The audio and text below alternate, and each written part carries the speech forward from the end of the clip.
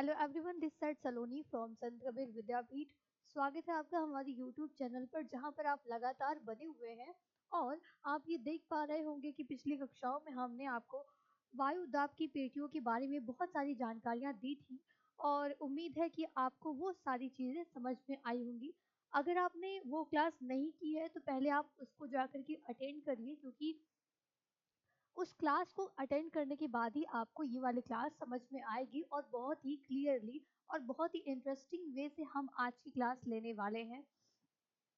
ये बहुत ही लोगों के दिमाग में ये चीज़ें चलती रहती हैं। मैं अगर अपने हिसाब से बताऊं तो ज्योग्राफी का ये कुछ पार्ट जो है बहुत इम्पोर्टेंट और बहुत ही लॉजिकल है।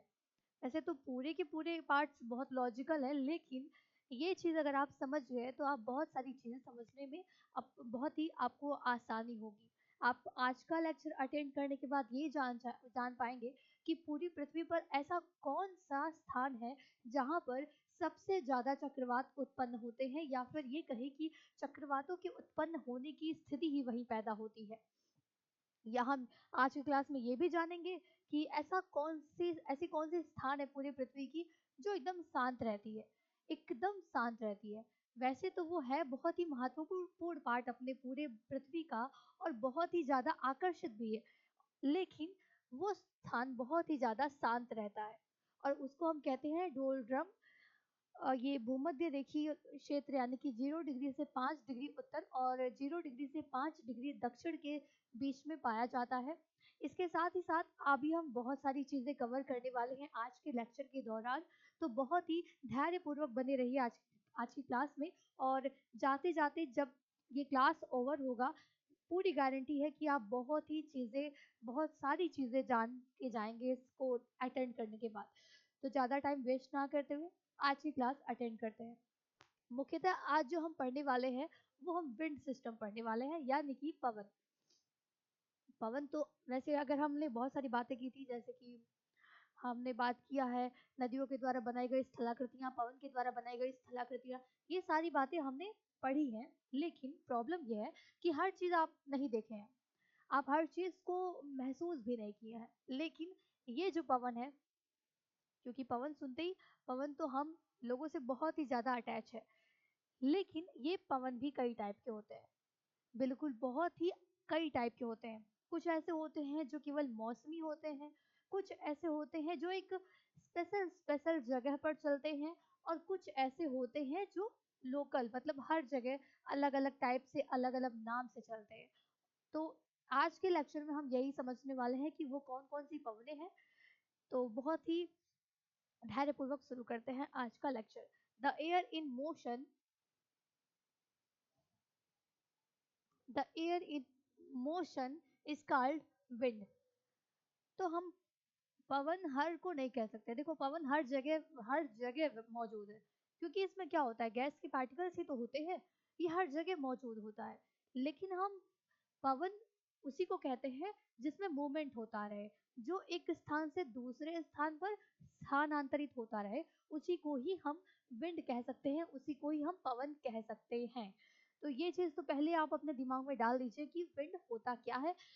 विंड, एक बार फिर से समझते हैं, जिसमें मोशन होता है, जो चलायमान होता है, जो एक स्थान से दूसरे स्थान पर स्थानांतरण होता रहता है, उसी को ही हम पवन कहते हैं।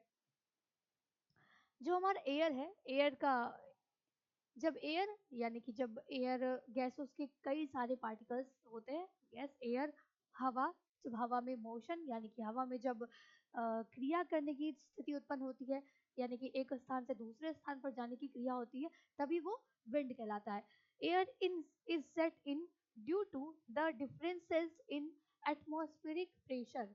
ये जो हमारा एयर है वो बहुत सारा प्रभाव डालता है एटमॉस्फेयर प्रेशर पर, यानी कि वायु ताप पर। ये बहुत ही बड़ा प्रेशर, बहुत ही बड़ा इम्पैक्ट रखता है। सारा सारी की स्थिति ही इसी पे निर्भर करती है।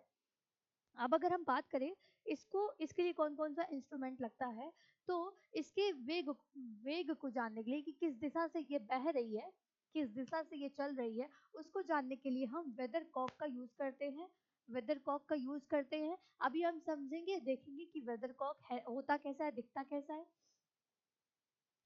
और इसके डायरेक्शन को तो हम समझ गए कि इसके डायरेक्शन को हम वेदरकॉक से जानेंगे, पर इसकी जो तीव्रता है वो हम किससे नापेंगे? उसको नापने के लिए हम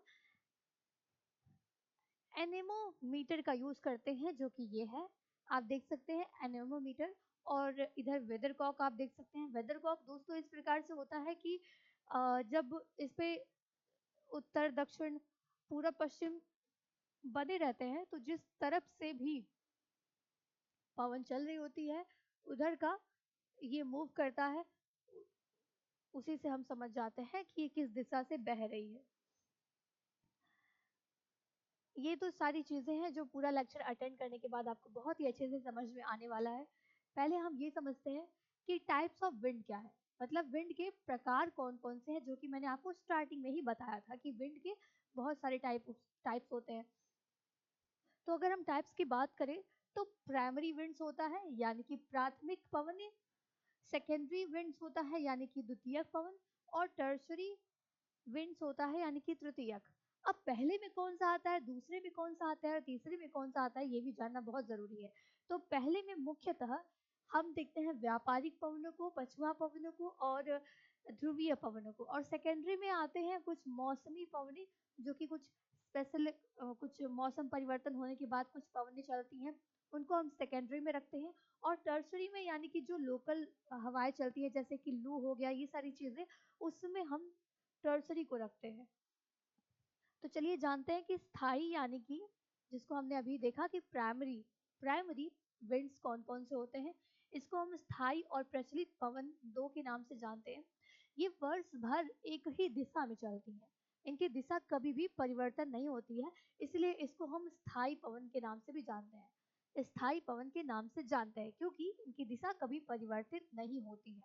अब अगर हम इसके अन्य नामों की बात करें तो इसको हम सनातनी, ग्रही और निश्चित पवनों के नाम से भी जानते हैं। कौन कौन से नाम से? सनातनी, ग्रही और निश्चित पवनों के नाम से भी जानते हैं। और इसके जो प्रमुख पवने हैं वो व्यापारिक, पछुआ पवन और ध्रुवीय पवन, ये तीन इसके कुछ प्रमुख इंपॉर्टेंट पवने हैं। अब आइए बहुत ही ध्यान पूर्वक समझते हैं कि व्यापारिक पवने होती कौन सी हैं, इनका विस्तार क्या है। तो अगर हम इसके विस्तार की बात करें तो 5 डिग्री से 30 डिग्री तक उत्तर और दक्षिण दोनों में ये पाई जाती हैं। एक चीज जो आपको मैंने पिछली क्लास में भी बताया था और दोबारा बता देना बहुत जरूरी है कि विंड्स जो है वो हमेशा हाई प्रेशर से लो प्रेशर की ओर चलती है। हाई प्रेशर से लो प्रेशर की ओर चलती है, ये बात आप अपने दिमाग में बैठा लीजिए, क्योंकि अगर आपने उस चीज को नहीं समझा तो आपको पूरा लेक्चर नहीं समझ में आएगा।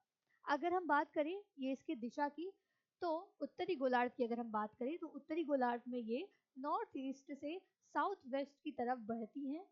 और अगर दक्षिणी गोलार्ध की बात करें तो ये साउथ ईस्ट से नॉर्थ वेस्ट की तरफ ये बहती हैं। इसका जो नामकरण हुआ था वो व्यापारिकों के द्वारा हुआ था। किसके द्वारा? व्यापारिकों के द्वारा।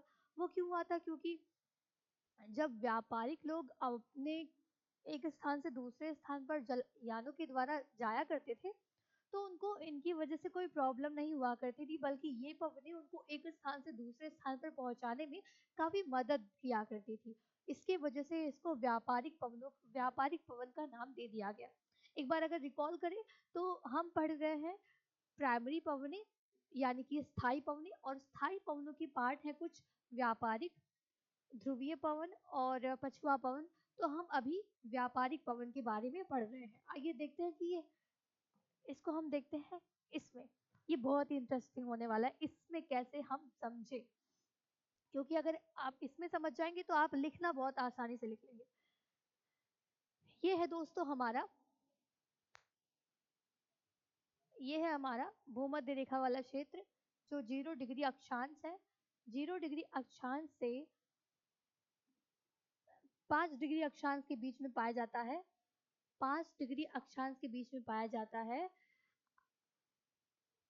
ITCZ यानी कि इंट्रोट्रॉपिकल कन्वर्जन जोन।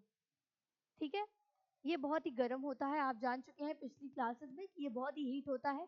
यहीं पर पवनें आ करके ऊपर उठ के वापस से क्षोभ मंडल तक जाती हैं, फिर ठंडी होकर के वापस आती हैं। ये चीज़ें आप पिछले क्लासेस में पढ़ चुके हैं। तो आइए हम बात कर रहे थे व्यापारिक पवनों के बारे में। तो व्यापारिक पवनें चलती हैं 30 डिग्री अक्षांश से दक्षिण से और 30 डिग्री अक्षांश उत्तर से चलती हैं, और आती कहाँ तक है ये, और ये आती हैं इसी 5 डिग्री अक्षांश पर आती हैं। तो आप देख रहे हैं ये है 5 डिग्री अक्षांश। 5 डिग्री अक्षांश आप समझिए ये है। तो यहाँ से ये पवनें चलती हैं और इस प्रकार से ये आती हैं।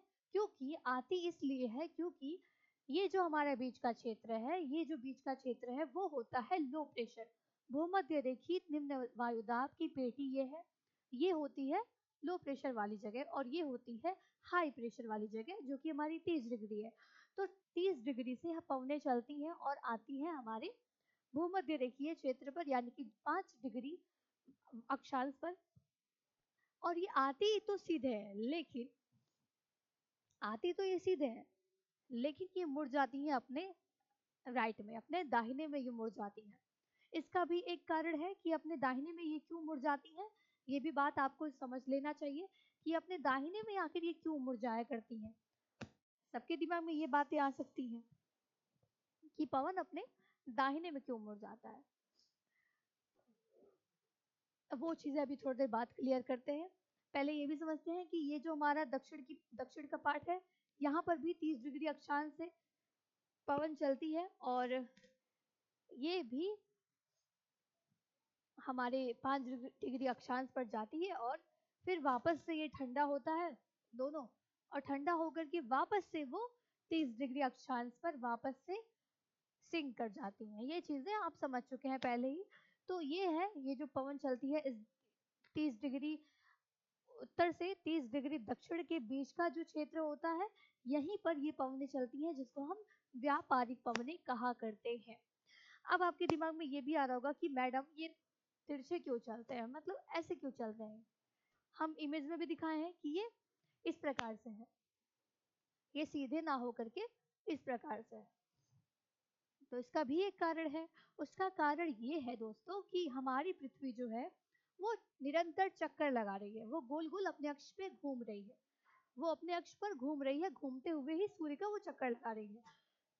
तो जब हमारी ये पृथ्वी चक्कर लगाती है, तो अगर हम पोल की बात करें, दोनों पोलों की बात करें, और उसकी तुलना अगर हम ये मध्य के भाग से करें, यानी कि जो भूमध्य रेखीय क्षेत्र है उससे अगर हम तुलना करें, तो आप जानते हैं कि अब मान लो ये चीज मान लो पोल है हमारा, ये कितना घूमेगा, ये घूम घूम के इसको कितना ही दूरी तय करना पड़ेगा एक अक्ष पर। ये इसका मेन पार्ट है, वो घूम कर वो तो वही रहेगा, उसको ज्यादा चक्कर तो लगाना नहीं है। चक्कर किसको लगाना है, ये जो हमारा मध्य का भाग है, ये जो हमारा मध्य का भाग है, ये जो हमारा मध्य का भाग है। तो ये जब गोल गोल घूमेगा तो इसको इस स्थान पर आने के लिए काफी लंबी दूरी तय करनी पड़ेगी। लेकिन अगर हमारा पोल की अगर हम बात करें, तो पोल का अगर हम एक पॉइंट लें और उसको अगर हम चक्कर लगाने की बात करें, तो उसको बहुत ही कम दूरी तय करनी पड़ेगी, या तो कहें कि नगण्य मात्रा की दूरी उसको तय करनी होगी। तो वही होता है। तो यहाँ की जो स्पीड है गोल गोल घूमने की, वो थोड़ी तेज है, थोड़ी क्या बहुत तेज है इसकी तुलना में। ये बहुत ही स्लो, मतलब ये 24 घंटे में जितना चक्कर ये गोल गोल लगाता है उतना ही 24 घंटे में ये लगाता है, और दूरी इसको ज्यादा तय करनी है और इसको कम करनी है। तो ये जो है ये बहुत ही ज्यादा स्पीड में ये गोल गोल घूमता है, ये बहुत ही ज्यादा स्पीड में गोल गोल घूमता है, और ये पार्ट जो है ऊपर वाला पोलर वाला पार्ट है वो बहुत ही स्लो घूमता है। तो जब ये जो पवन आ रही है वो तो यहाँ का स्पीड भी कम रहेगा इसकी तुलना में, यहाँ का स्पीड भी कम रहेगा इसकी तुलना में। तो ये आती है, मान लो ये 1 पॉइंट से चली और ये यहाँ आने के प्रयास में करती है कि वो सीधे आए, लेकिन ये यहाँ पे ये गिरना चाहती है 1 पॉइंट पे, लेकिन ये इतनी स्पीड में है ये बीच वाला पार्ट मध्य भाग कि ये आगे निकल जाता है। और ये मैं कलर चेंज करती हूँ, ये जो पार्ट है ये आगे निकल जाता है, ये पार्ट आगे निकल जाता है, और ये पवन पीछे ही रह जाती है, तो ये एक पे ना करके दो पर आ जाती है, एक पर ना करके ये दो पर आ जाती है, ये पीछे, यानी कि जिस पार्ट पे ये गिरना चाहती है वो आगे निकल जाता है और ये उसके बाद वाले पार्ट पर ही गिरती है, और इसकी वजह से ही ये पवने यहाँ पर इस प्रकार से दिखाई देते हैं। सेम इसी प्रकार से यहाँ पर भी वही चीज है, ये जो स्पीड है, ये जो स्पीड है, यहाँ पर जो स्पीड है वो स्लो है, और यहाँ से पवने चल रही हैं ऊपर की ओर, और इनको भी घूमना है अपने ही राइट में, तो इनका राइट ये रहेगा, इनका राइट ये रहेगा, राइट की तरफ ही ये मूव करेंगी। ये पवन ये इस प्रकार से चक्कर लगा रही है जो हमारी, तो इसकी स्पीड बहुत तेज है, ये भूमध्य रेखीय क्षेत्र जो है इसकी स्पीड बहुत तेज है इसकी तुलना में। तो ये जब मान लो इस पॉइंट पर ये जाना चाहता है, इस पॉइंट पर ये जाना चाहता है, और ये तो है स्लो, बहुत स्लो है, और ये जाना चाहता है जहां पर, वो भी इससे आगे निकल जाती है, वो भी इससे आगे निकल जाती है, और इसी चक्कर में ऐसी स्थिति पैदा हो जाती है। तो उम्मीद है कि आपको थोड़ा बहुत तो समझ में आया ही होगा कि ये क्या चीजें हैं जो मैं आपको समझाना चाह रही हूँ। तो आप व्यापारिक पवन को समझ चुके हैं। अब व्यापारिक को हम कहते हैं ट्रेड। ट्रेड ट्रेड जो है वो एक जर्मन शब्द है और जिसका अर्थ होता है निश्चित मार्ग। तो आप ट्रेड के नाम से भी आप समझ सकते हैं कि ये जो हमारा ट्रेड है, ये जो हम व्यापारिक पवनों की बात कर रहे हैं, ये व्यापारिक पवनी हमारी अपने ही निश्चित मार्ग पर चलती है, अपने ही निश्चित मार्ग पर चलायमान होती है। इसका ये जो चक्कर इसका करने का तरीका है, ये जो आप समझे हैं कि ये मतलब यहाँ पे भूमध्य रेखीय क्षेत्र में आती है, फिर वापस से ठंडी होती है, यहाँ पे मतलब गर्म होती है, गर्म होती है, गर्म होकर के ऊपर उठ जाती है, और ऊपर उठ जाती है, फिर वापस से ये गर्म होती ऊपर ठंडी होती है, एक सेकंड, वापस से यहाँ से ये पवन चल रही है, और भूमध्य रेखीय क्षेत्र में आकर के बहुत ही ज्यादा हीट हो जाती है, और हीट होते ही ये वापस ऊपर उठ जाती है, और ऊपर उठने के बाद ये वापस से क्षोभमंडल तक ट्रेवल करने के बाद ठंडी होकर के यहाँ 30 डिग्री पर सिंक कर जाती है। और ये जो शेल बन रहा है दोस्तों, ये जो शेल बन रहा है इसके चक्कर करने का, उसको हम कहते हैं हेडली शेल। क्या बोलते हैं? Hadley shell. अब इसमें सबसे इंपॉर्टेंट बात जो आपको मैं एक बार फिर से बताती हूँ,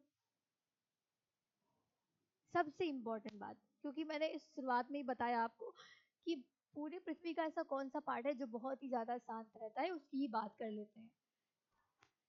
ये जो हमारी पवनें थी, ये यहाँ से उठ के जा रही हैं, और ये इतनी ज्यादा हीट हो जाती हैं कि ये दोनों जो 30 डिग्री उत्तर से आ रही है और जो 30 डिग्री साउथ से जा रही है, ये आपस में ना टकरा ही नहीं पाते हैं, ये इतनी जल्दी वो गर्म हो जाते हैं और गर्म होकर के ऊपर उठ जाते हैं कि ये हेड टू हेड ये टकरा ही नहीं पाते हैं, ये उसके टकराने के पहले ही ये गर्म होकर के ऊपर चले जाते हैं। और जब ये टकराते नहीं है तो बीच का जो पार्ट होता है, ये पार्ट ये इतना ज्यादा शांत हो जाता है, इसको हम डोलड्रम कहते हैं। तो ये टकराती नहीं है, और इसी वजह से यहाँ पे कोई हलचल, कोई स्थिति नहीं उत्पन्न होती है, कोई चक्रवात नहीं आता है, जिसकी वजह से ये स्थान बहुत ही ज्यादा शांत है। पूरी पृथ्वी का ये स्थान बहुत ही ज्यादा शांत माना जाता है। अब आइए समझते हैं पछुआ पवन। पछुआ पवन, अगर हम इसके विस्तार की बात करें तो उपोष्ण उच्च वायुदाब, यानी कि जिसको हम अश्व अक्षांश भी कहते हैं, 30 डिग्री से 35 डिग्री, 30 से 35 डिग्री से लेकर के ये उपध्रुवीय निम्न वायुदाब यानी कि 60 से 65 डिग्री अक्षांश के मध्य में पाई जाती है। और अगर इसकी दिशा की बात करें तो उत्तरी गोलार्ध में ये साउथ वेस्ट से नॉर्थ ईस्ट तक जाती है, और दक्षिण गोलार्ध में नॉर्थ वेस्ट से ये साउथ ईस्ट तक चलती है, साउथ ईस्ट की दिशा में चलती है। इसकी विशेषताएं भी पहले समझ लेते हैं, फिर इसको फिगर से हम देखते हैं। इसकी विशेषताओं में दोस्तों ये फेरल सेल का निर्माण करती है, यहाँ पे वाताग्र का निर्माण होता है, क्योंकि गर्म हवा होती है और जो ध्रुवीय पवन है वो ठंडी हवा होती है, तो गर्म और ठंडी हवा जब आपस में मिलती है तो वाताग्र का निर्माण हो जाता है, और बहुत सारी हलचलें वहां पे उत्पन्न हो जाती हैं। और साथ ही साथ दक्षिण दक्षिण साउथ साइड में, साउथ साइड की अगर हम बात करें, दक्षिणी गोलार्ध की अगर हम बात करें, तो वहाँ पर इसकी स्थिति ही विभिन्न प्रकार की होती है। हम उत्तर गोलार्ध की अगर बात करें तो जिस स्थान पर ये पवनें चलती हैं वहाँ पर महाद्वीप कई सारे हैं, जिसकी वजह से थोड़ी सी उनको रुकावट प्राप्त हो जाती है। लेकिन जो साउथ का क्षेत्र है वहाँ पर समुद्र ही समुद्र है, महासागर है पूरा का पूरा, तो वहाँ पर उनको कोई भी अड़चन नहीं आती है, जिसकी वजह से वो अपने हिसाब से इस प्रकार से तूफानी मचाती हैं कि 40 डिग्री में इनका वेग थोड़ा सा गरजती चालीसा के नाम से इसको जानते हैं। इस प्रकार से वो मतलब आवाज करते हुए इतना तेज तेज चलती है साए साए। और जो दक्षिण का 50 डिग्री अक्षांश है उस पर ये भयंकर पचासा के नाम से जानी जाती है, क्योंकि इनका वेग और तेज हो जाता है, भयंकर दम भयंकर हो जाती है ये। और अगर हम 60 डिग्री की बात करें तो चीखती साठा के नाम से ये जानी जाती है। इनको कुछ नहीं मिल रहा, ये बस तबाही तबाही मचाती हैं वहां पर, क्योंकि उनको कोई रुकावट नहीं है, इतनी स्पीड में वो बहती हैं, इतना भयंकर रूप वो ले लेती हैं। तो आइए समझते हैं इसको फिगर से कि ये कौन सा चीज है जो हम आपसे कह रहे हैं। तो हम बात कर रहे थे पछुआ पवन की, जो कि वेस्टर्लीज के नाम से जाना जाता है। ये 30 से 35 डिग्री उत्तर और 30 से 35 डिग्री दक्षिण के बीच में ये पाई जाती है। सॉरी, 30 डिग्री से साउथ से लेकर के ये 60 डिग्री तक पाई जाती है। ये जो क्षेत्र है इसी के मध्य में ये पाई जाती है वेस्टलीज यानी कि पछुआ पवनें। ये किस प्रकार से चलती हैं ये जानना जरूरी है। अब ये जो स्थान है, ये स्थान जो है वो हाई प्रेशर वाला है। अब ये आप जब पिछली क्लास जो नहीं अटेंड किया होगा वो ये समझ नहीं पाएगा कि ये हाई प्रेशर कैसे है, तो मैंने पहले इसलिए बोल दिया कि पहले आप उसको जाकर के अटेंड कर लीजिए। ये हाई प्रेशर वाला बेल्ट होता है। तो हाई प्रेशर का क्या होता है कि हाई प्रेशर वाले हमेशा लो प्रेशर की तरफ जाते हैं, हाई प्रेशर वाले हमेशा लो प्रेशर की तरफ जाते हैं। तो ये जो यहाँ की पवनें हैं वो बह करके जाती हैं उपध्रुवीय क्षेत्र पर। कहाँ जाती हैं? उपध्रुवीय क्षेत्र पर, जो कि 60 डिग्री वाला क्षेत्र है, उपध्रुवीय क्षेत्र पर जाती है। और यहाँ से ध्रुवीय क्षेत्र से भी पवनें आती हैं जो इनसे टकराती हैं, हेड टू हेड ये टकराती हैं पवनें, जो ध्रुव की तरफ से आ रही हैं। और जो ये हमारा उपोष्ण उच्च वायुदाब वाला क्षेत्र है वहां से पवनें चलती हैं और ये उपध्रुवीय क्षेत्र पर दोनों टकराती हैं। इस प्रकार से टकराती हैं कि वहां पर इतना भयंकर चक्रवात का जन्म हो जाता है, क्योंकि एक प्रकार से एक गर्म हवा है और एक ठंडी हवा है, एक गर्म हवा है और एक ठंडी हवा है, जिसकी वजह से दोनों आपस में टकराती हैं और बहुत से प्रकार के यहाँ पर चक्रवात उत्पन्न हो जाते हैं। दोनों की, क्योंकि नेचर दोनों का अलग है, दोनों की प्रकृति अलग अलग है, तो उन दोनों में एक प्रकार से ऊपर से हेड टू हेड टकराव भी हो रहा है। तो यहाँ पर जो स्थिति उत्पन्न होती है वो भयंकर स्थिति उत्पन्न हो जाती है, जो चीजें मैंने आपको पहले ही बताई। और यहाँ पे आप देख सकते हैं कि जो हमारा उत्तर वाला क्षेत्र है वहां पर महाद्वीपों की संख्या ज्यादा है, लेकिन जो हमारा दक्षिण का क्षेत्र है वहां पर महाद्वीपों की संख्या नगण्य है और वहां पे उनको कोई रुकावट नहीं मिलती है, तो वो और तूफानी स्थिति पैदा कर देती हैं। तो उम्मीद है कि आपको ये चीज भी समझ में आई होगी। अब हम चलते हैं कि ध्रुवीय पवन क्या है, ध्रुवीय पवनें किसको कहते हैं, उनकी क्या विशेषताएं हैं, ये सारी बातें हम समझते हैं इस ध्रुवीय पवनों के बारे में समझते हैं। इसका विस्तार है उपध्रुवीय ध्रुवीय उच्च वायुदाब पेटी से लेकर के उपध्रुवीय निम्न वायुदाब की पेटी तक इसकी स्थिति मानी जाती है, इसकी स्थिति मानी जाती है। इसकी जो दिशा होती है यहाँ पर पवनों की बहने की, वो नॉर्थ ईस्ट से साउथ वेस्ट तक बहती है उत्तर में, और दक्षिण की स्थिति अगर बताएं आपको तो साउथ ईस्ट से वो नॉर्थ वेस्ट तक बहती है। ठीक है, ये चीज आप समझ चुके हैं। अगर इसकी विशेषताओं की बात करें तो ये अत्यधिक ठंडी होती है, चक्रवात जनन क्षेत्र होता है, यहाँ पर भी चक्रवात जनन क्षेत्र होता है। साथ ही साथ शीतलहर, हिम वर्षा और ओलावृष्टि उस स्थान पर ज्यादा से ज्यादा होता है, ज्यादा से ज्यादा होता है। तो ये है 60 डिग्री से ऊपर की जगह जो ध्रुवीय क्षेत्र है, यहाँ पर ठंडी हवाएं हैं और ये भी ठंडी हवा है। क्योंकि यहाँ आकर के वो ठंडी हो जाती हैं थोड़ी। ये टकराती हैं जब आपस में, नहीं यहाँ से, सॉरी यहाँ से चल रही हैं वो पवनें, ध्रुव की तरफ से चल रही हैं पवनें, और यहीं से वो, क्योंकि वो ध्रुवीय क्षेत्र से वो ध्रुवीय की तरफ जा रही हैं, तो वो दोनों ठंड, एक एक थोड़ी ज़्यादा ठंडी है और एक कम ठंडी है, तो ये दोनों आपस में खूब टकराते हैं। ये दोनों आपस में खूब टकराते हैं और चक्रवात उत्पन्न करते हैं, क्योंकि बहुत ठंडी है, और ओलावृष्टि होती है, हिमवर्षा होती है, क्योंकि दोनों आपस में बहुत ठंडी हवाएं हैं, तो आपस में बहुत सी प्रकार की क्रियाएं उत्पन्न कर देते हैं। यहाँ पे जो सेल का निर्माण होता है इसको हम पोलर सेल के नाम से जानते हैं। तो ये तो थी हमारी आज की क्लास, जिसमें हमने पहले तो ये समझा कि वायु कौन कौन सी होती है, वायु कौन कौन सी होते हैं, उनके टाइप्स क्या क्या होते हैं। उनके टाइप्स हमने ये समझा कि प्राइमरी, सेकेंडरी और टर्सरी, ये 3 टाइप्स के विंड होते हैं, और तीनों टाइप में हमने अभी आज की क्लास में समझा कि प्राइमरी जो हमारी विंड्स है उसमें कौन कौन से हैं, व्यापारिक है, पछुआ है और ध्रुवीय पवन है। उसके बारे में हमने समझा अभी की क्लास में। आने वाली क्लासेस में हम ये सेकेंडरी जो है, सेकेंडरी विंड्स है, और जो लोकल यानी कि जिसको हम टर्सरी विंड के नाम से भी जानते हैं, उसके बारे में हम कवर करेंगे। तो आज के लिए बस इतना ही। उम्मीद है आपको आज की क्लास बहुत ही इंटरेस्टिंग लगी होगी। थोड़ी सी लॉजिकल थी, थोड़ी सी टफ थी, बट आई होप आप समझ पाए होंगे। और आने वाली क्लास में जुड़े रहिए, लेकिन पिछला क्लास भी देखते रहिए, क्योंकि उसी से अब ये अटैच है। क्लाइमेटोलॉजी में क्या सिस्टम है कि अगर आपने पहली वीडियो मिस कर दिया तो आपको आगे की भी क्लासेस समझ में नहीं आएंगी। फिजिकल ज्योग्राफी में तो फिर भी चलता है, क्योंकि हम हर रोज नए नए टॉपिक के साथ आते हैं, लेकिन क्लाइमेटोलॉजी में ऐसे सिस्टम नहीं है, क्योंकि वहां पे आपने अगर पहला क्लास मिस किया तो आपको दूसरा बिल्कुल भी समझ में नहीं आएगा। तो ये एक सीक्वेंस के साथ चलता रहता है। तो अगर 2-3 वीडियो पहले से नहीं देखी है, तो मेरी रिक्वेस्ट है कि आप पहले उसको जाकर के देख लीजिए, और आने वाली क्लासेस को भी आप कवर करते रहिए। और पेपर आपके बहुत नज़दीक आने वाले हैं, बहुत ही अच्छे से स्टडी करिए, नोट्स बनाइए। और अगर आपको कोई कंफ्यूजन है, कुछ प्रॉब्लम है, तो आप कॉलेज पर आकर के भी विजिट कर सकते हैं। तो आज के लिए बस इतना ही। मिलते हैं नेक्स्ट वीडियो में। बने रहिए संत कबीर विद्यापीठ के यूट्यूब चैनल के साथ।